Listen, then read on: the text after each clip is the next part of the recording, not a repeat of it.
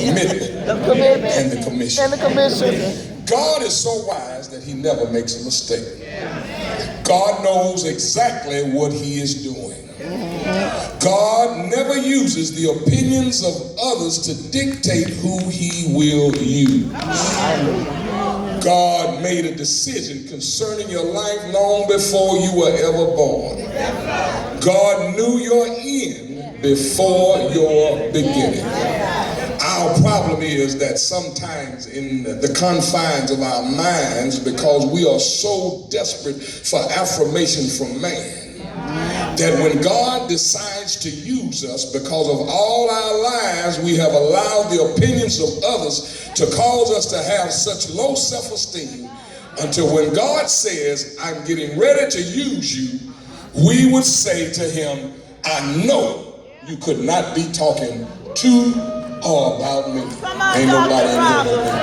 Oh, but I've rose tonight and I've come to tell you that God knew exactly who and what he was doing when he called your name. Oh, I'm here to tell you that your name and the echoes of the voices of your past have no authority over the assignment of your future. I'm here to tell you that he knew who you were going to, what you were going to do, how you were going to do it, and when you did it. He knew you were going to say what you said before you said it. He knew you were going to go through whatever things that you have gone through when you went through them. And I know what is so mind-binding and mind-boggling to you and I is that in spite of ourselves, and all we've done and all we have said and all we have gone through, God still chose to call me. No matter what anybody else thinks and what everybody else's opinion is, God chose to call. Touch yourself and say he chose to call me. Now touch three people and say he called you. He called you. He called you.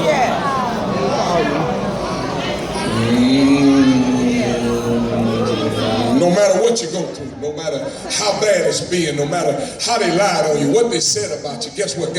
God has not changed his mind about his plan for your life. I can't get no help in this Presbyterian church. My God. In our text, we must note that their operation and the administration of the way God calls this young prophet. When you get an opportunity, I would like for you to look over the text and read the whole thing for yourself.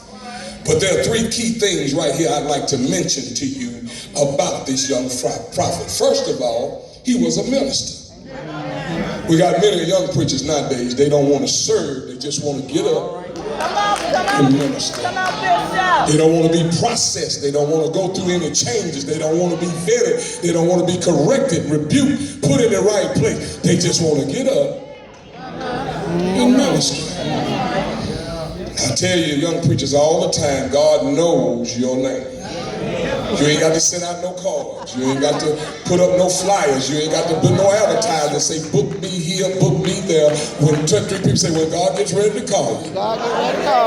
He knows your name. The second thing I want you to note about this young prophet was that not only was he a minister, not only was he a servant, but he had mentorship. That's good. Joshua stayed with Moses until he died. Some folks say, I'm here with you for life. 2 weeks later, they're out the door. I can't get no help in this. He had mentorship. The second thing you got to notice about this is some people want to function in ministry without being mentored. That's why you walk around goofy in the spirit.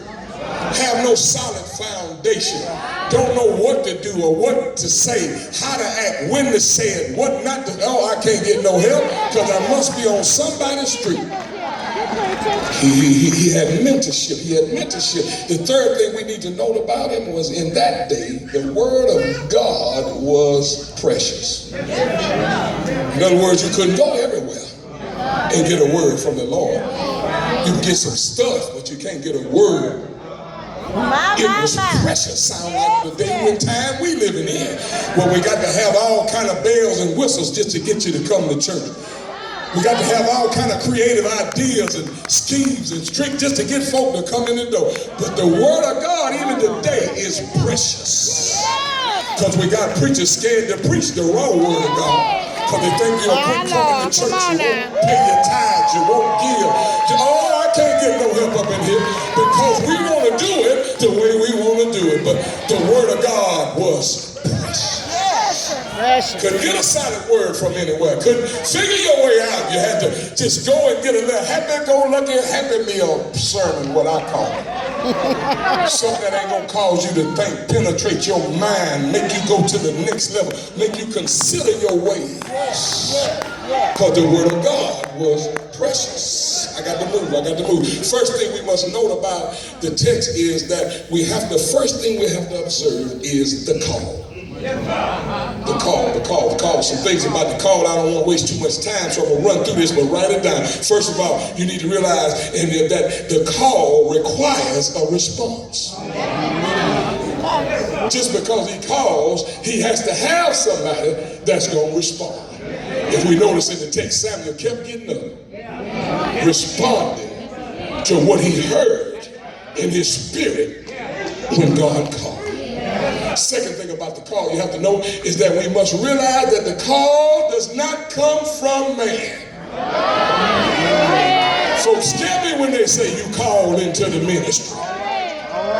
But notice something about this man. Every time he heard the voice of God, he ran to his pastor. That leads me to the third thing about the call, Apostle. Because the third thing about the call was that we learn to recognize the voice of God through the voice of our leaders. The one who taught me how to pray, the one who taught me how to study. I could hear his voice echoing in my spirit right now. He taught me how to hear from God. The next thing, I'm moving, I hope you get something now, is that we must realize that the call must have a reaction. You can't just sit around and do nothing when God calls you.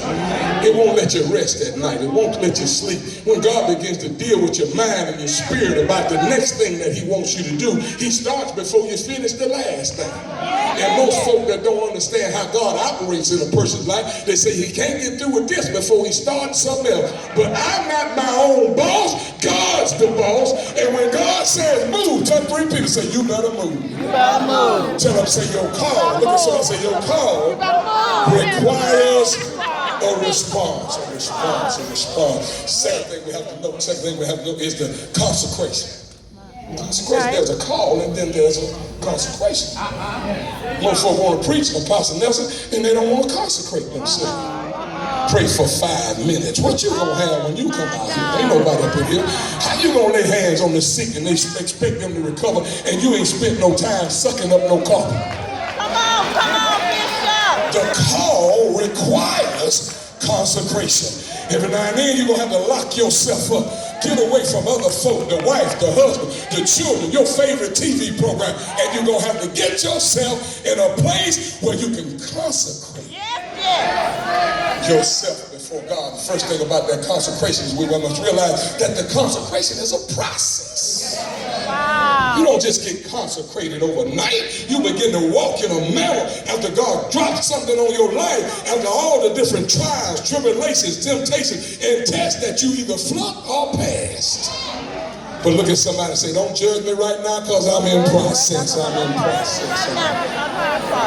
So the consecration requires a process. You can't just get up here and do this because I give you a collar, give you a piece of paper. Ain't nobody up in here but me. And you got to consecrate yourself. The second thing about the consecration is that we must realize that the consecration is developed through mentoring. It's developed through mentoring. You learn how to walk with God by watching another man walk with God. You learn how to talk with God by watching another man talk to God. Did not the disciples tell Jesus, Lord, teach us to pray as John also taught his disciples to pray? Look at somebody say it's a process of mentoring. It's a process of mentoring. Amen. Can't be scared to talk to the bishop. Can't be scared to walk up on him. I got to get what he has. And sometimes when people forget about iron, when it rubs up against another piece of iron, it starts sparks to fly. All right. That's right. Oh, but when it hits wood or something stubborn or something like that, it's going to bust it up every time. It can't take the pressure to get sharpened. So part of being consecrated. Look at somebody and say, God's consecrating me right now. God consecrated me right Third now. thing about the consecrated, we almost out here. Third thing about that consecration is that we must realize that the consecration is developed through mentoring. And the third thing is that the consecration is a process through servanthood. Tonight, as I was dressing the table, there were people coming in and saying, Bishop, you the bishop, you're not supposed to be dressing the tables. I say, au contraire. Because the bishops are the serving priests, the chief servants in the house of God. How can I get you to get me a glass of water when I've never given anybody else? My Bible says, what I make happen for another man, God has to make happen. Consecration comes through servanthood. I can't be too high till I can't tie your shoes. I can't help you get up the stairs. I can't get too high till I quit serving, because all these clothes you just represent, I'm just a servant. That's right. That's just reminds me when I put this on, I ain't nobody special, but I'm the lowest man in the room. Oh, ain't nobody in here. I'm servant to all. He said, he that desires to be most in the kingdom, let him be servant of all. Look at somebody and say, do you have a problem with serving? Do you have a problem with serving? So we've talked about the call, we've talked about the consecration. Now we got to talk about the commitment. Commitment. You see, the third part is the commitment. We must realize that the commitment is an outward demonstration of personal endurance. Want me to say that again? The commitment is an outward demonstration of a personal endurance. Say we got to endure hardness as good soldiers. Some folk want it even, Pastor Ashley. They think it's got to be all a flowery bed of ease, but let me tell you something. When you get in processing this thing, you're going to have to go through some stuff. You're going to have to get hurt sometimes. You're going to have to fix your face like flint and have a back like leather. You have to learn how to wear people like loose clothes. Because the very one you think might not hurt you be the first one to hurt you. I can't get no help up in here. Come on now. Come on. But it says that it's through personal endurance. Too many times I talk to preachers, young pastors and preachers all everywhere we go, and they're already ready to quit. Come on, Bishop. Like they don't know the devil's going to give them no opposition. Like the devil's just going to let you come to your city, your state, your street, your neighborhood, and just take souls up out there. Don't you know he wants everybody to go to hell with him? So don't you know one of the main things he wants to do to you in your walk with Christ is discourage you.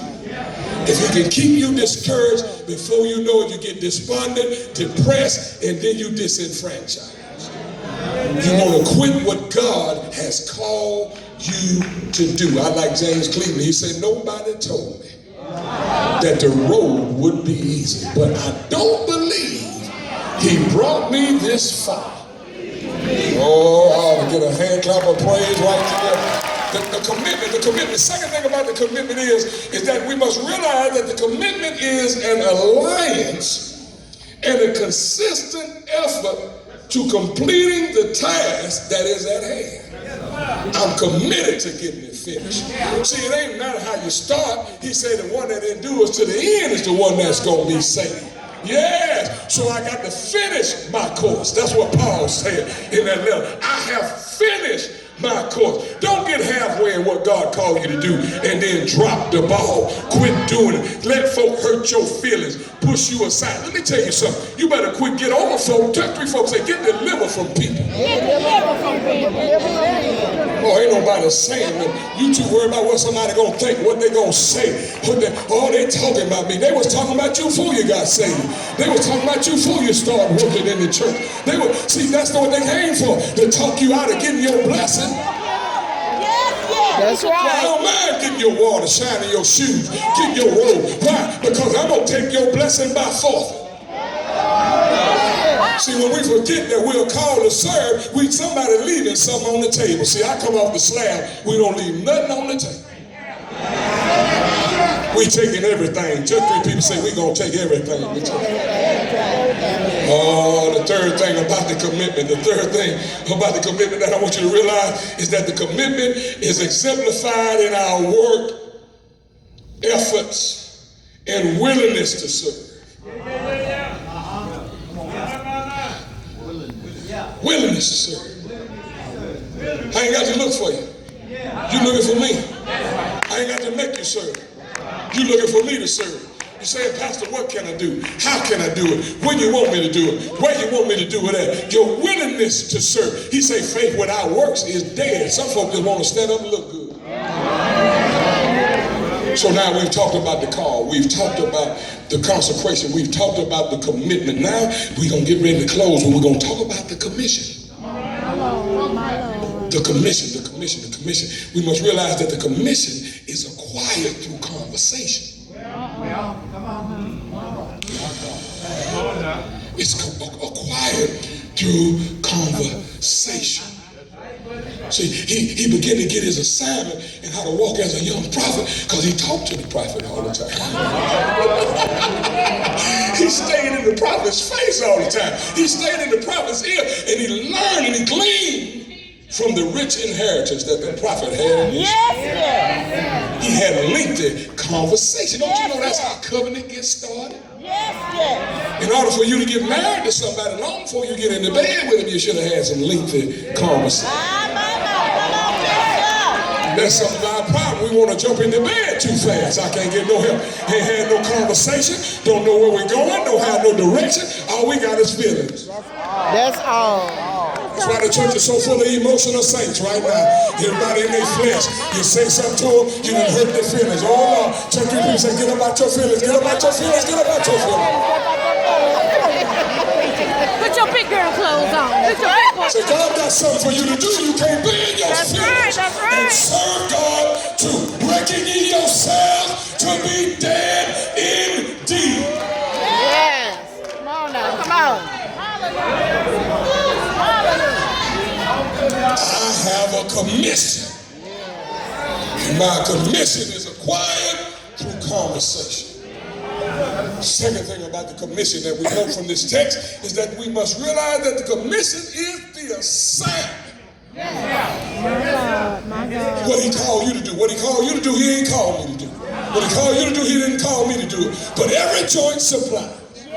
We all need one another. And the devil don't never want us to get together. He wants you to be different. This group, that group, the other group. Oh, and God said, till they all come to the unity of the faith. I can't get no help up in here, up in here, up in here. The third thing about the commission is that we must realize that the commission comes, gentlemen, with great responsibility. So when you go and study that text out, the young man got called by God. When he got called, he ran to his leader. What intrigued me about that was that he had been hearing his leader's voice so much. He was so in tune to his leader that when God started calling, it sounded just like his dad.